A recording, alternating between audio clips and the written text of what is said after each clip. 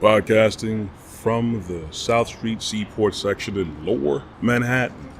This is the Brooklyn Baritone Podcast.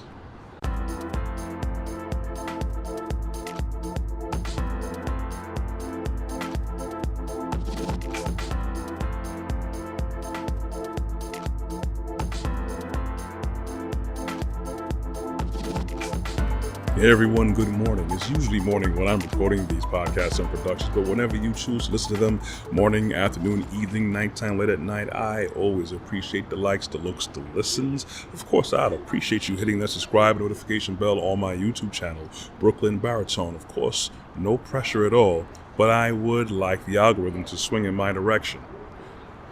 Now imagine you are basically, a professional. You are someone who is actually very knowledgeable when it comes to certain things for whatever it is that you do.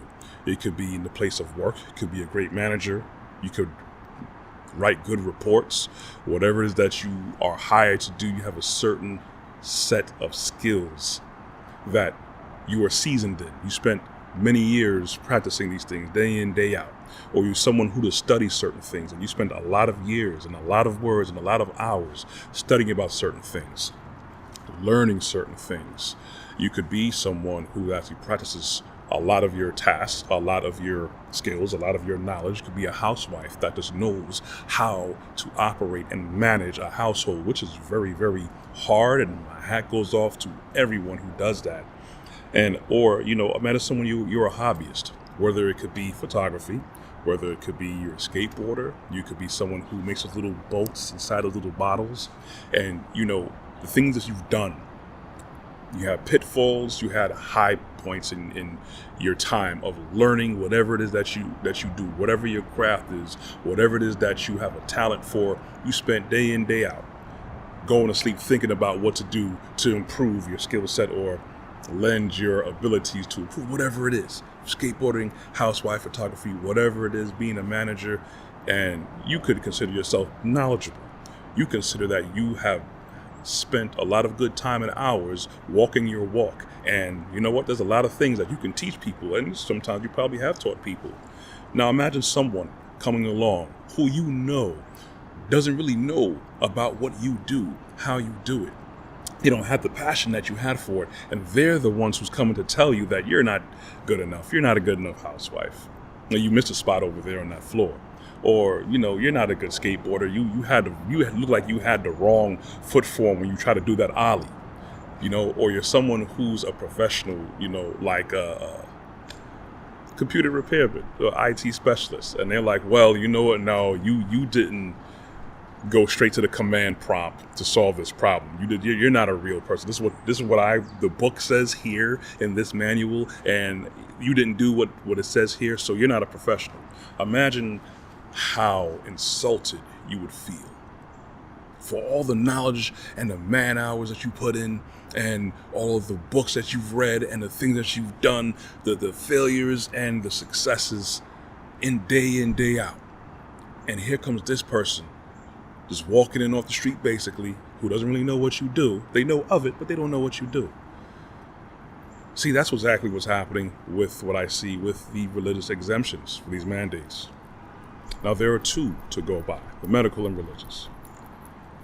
Now, the unfortunate part from what I'm seeing, what I've been moved to talk about, is that I'm seeing a lot of scrutiny against people who are claiming religious exemptions from people who don't walk that path, who don't have a relationship with the Creator.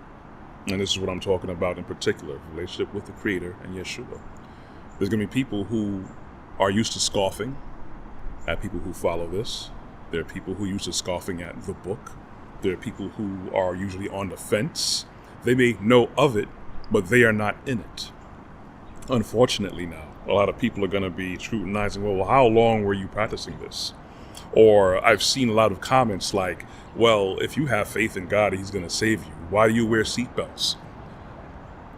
And this is not a lie. I'm not exaggerating by any measure. These are questions that I'm actually seeing being posed for a lot of people.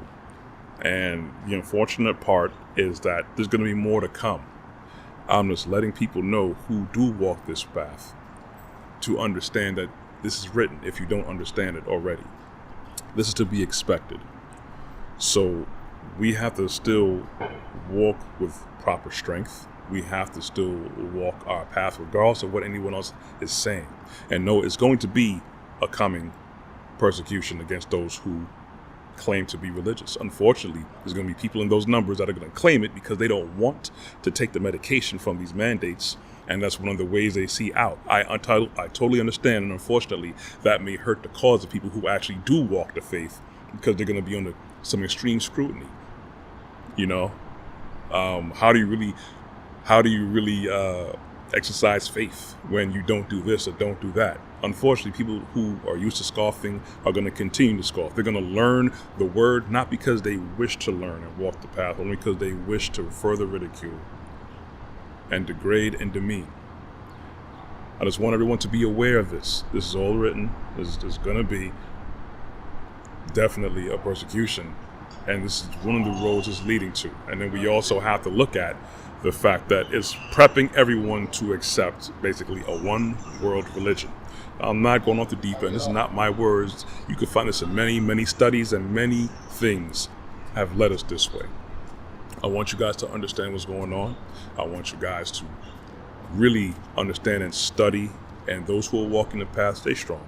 Those who don't wish to learn for humility, it's best that you do learn. Because when you look at real history, look at what's going on now, you could easily tell what's going on in the future. Even if you don't understand prophecy, you can see it unfolding in front of your eyes. Anyways, that's what I want to talk about. You can catch the rest of my content on my website, www.brooklynbaritone.com. You can also catch my content some more on my YouTube channel, Brooklyn Baritone. You can also find me on LinkedIn under Corey Ashley. I'm on Instagram and I am on Facebook. You can catch the audio version of these podcasts on Google Podcasts, Apple iTunes Podcasts, and Amazon Music under Podcasts. You can also catch me broadcasting on local cable television 4 times a week on Tuesdays and Thursdays at 12 a.m. and 2 p.m. on Verizon, RCN, Spectrum, and Optum. Thank you guys for listening. I want you guys to be blessed, walk good, be strong. Anyways, I'm out. Take care. Be here for next week.